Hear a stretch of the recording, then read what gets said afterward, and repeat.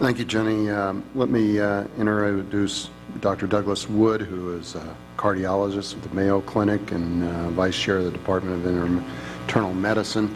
He's been working on these design features with regard to information technology, and we look forward to hearing from him. Thank you, Governor. It is a privilege for me to be here today. I very much appreciate the invitation. I hope over the next several minutes I can share with you the perspective of a physician interacting with patients on a daily basis, as well as an individual who has to make some choices about how we can move some of these solutions forward. I want to start with just a brief review of HIT components, not in the detail that Jenny shared, but then focus more on how this might work in practice, and offer for you some considerations for policy, some of which actually were already included in the opening comments of Governor Bredesen and Governor Douglas.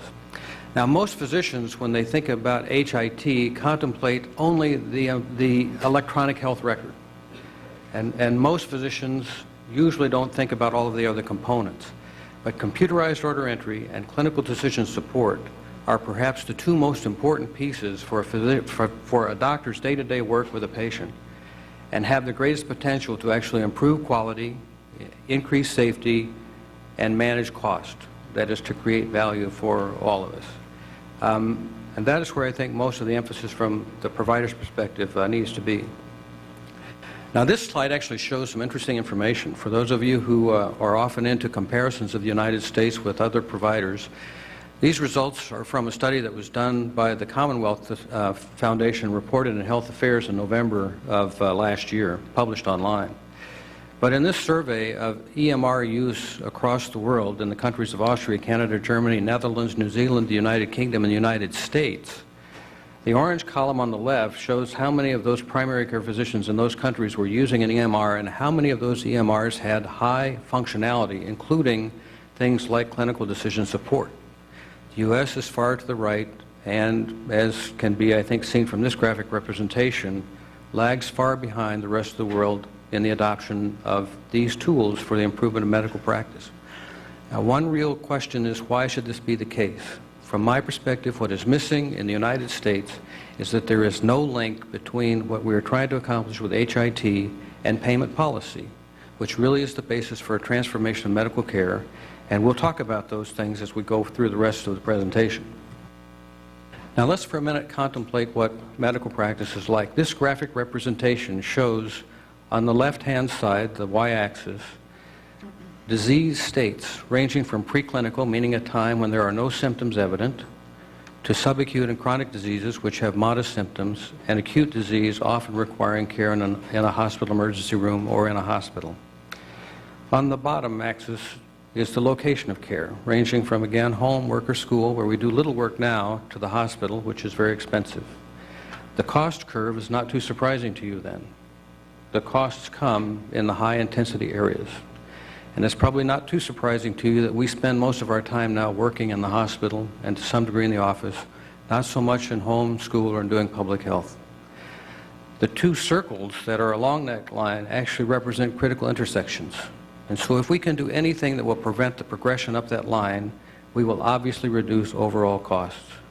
How can we do that with IT? It is a new form of medicine. We prevent the progression of disease using IT prediction and prevention tools coupled with personalized genomic medicine.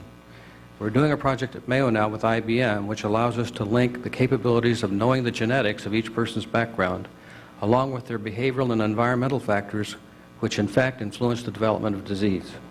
In that fashion, we can actually undertake individualized interventions that will make it less likely that any one person will suffer the ravages of a disease later on, and collectively improve the health of the population, again, as well as controlling our costs. So this is, in fact, I think, the future of disease treatment, very different than our current emphasis on acute care. Now, how might this work in reality? From the perspective of prediction and prevention, with a simple buccal swab, maybe even a simple blood test, now even possible to do at home by obtaining a drop of dried blood and sending it to a laboratory who can reconstitute it, we can create a genetic profile. By using a computerized health risk assessment, we can then combine the genetic information with an individual's behaviors to understand their proclivity for actually developing disease that may not be evident. Now, this allows us to do a physician-patient interaction that could occur with a computer, not in an office. The only way that I'm paid now to provide care is in the office. So this represents a substantial opportunity in terms of actually moving this capability forward. In terms of acute episodes of care, at Mayo Clinic, we are now using web-based protocols for our own employees to be able to access and guide their care for simple problems.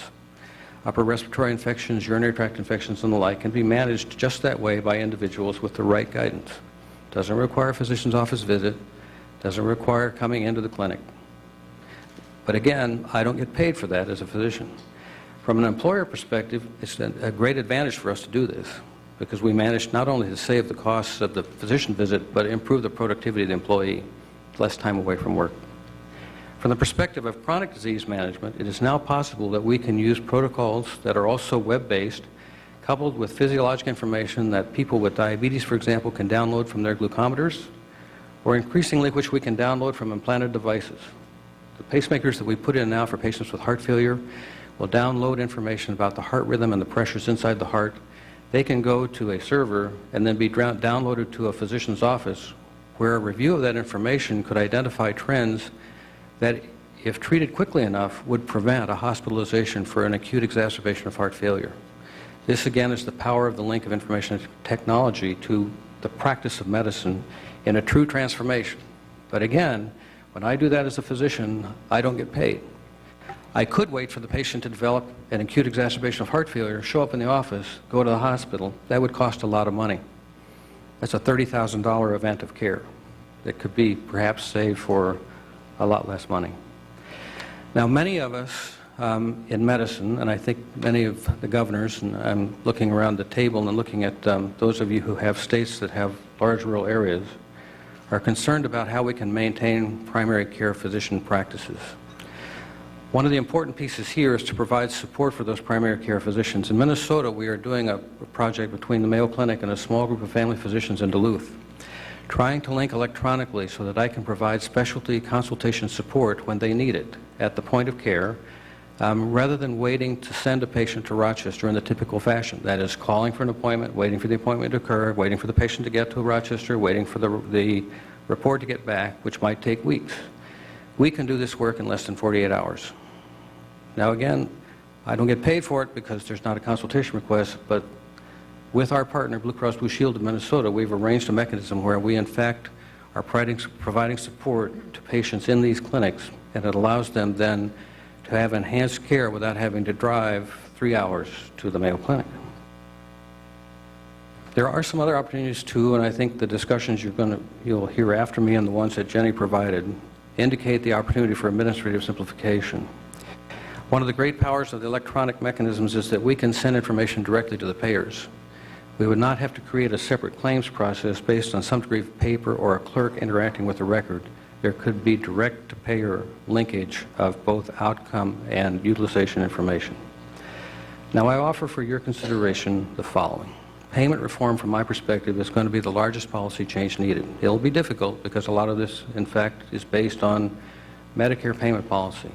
But I do believe it is possible for governors and others of the states to lead an effort that will move us away from the requirements of face-to-face care and unit-based payment to focus instead on those things that physicians can do that will improve the quality of care for their individual patients as well as the population. And you as buyers actually, I think, have a great opportunity by partnering with other buyers in the state to reflect a new set of expectations about how the practice of medicine will be in the future. And your leverage, I think, there is, in fact, very powerful, particularly if it focuses on care coordination and an increase in the delivery of effective care, meaning guideline-based care, and a reduction in the use of that care that's called preference-sensitive care. The sort of thing that doctors say, I do this because I think it's the right thing to do, but I don't really think that I want to follow the evidence, or the evidence may not be there. I also offer one other consideration. Patients and physicians together need to be a big part of this. We need to restore that partnership. And this may require that we create changes in benefits in health insurance policies and plans that provide better information for patients as well as expectations for patients to participate. So if we offer a health risk assessment, the expectation is that a patient would complete that, they would complete their medication profile, and work with their physician to improve their own health.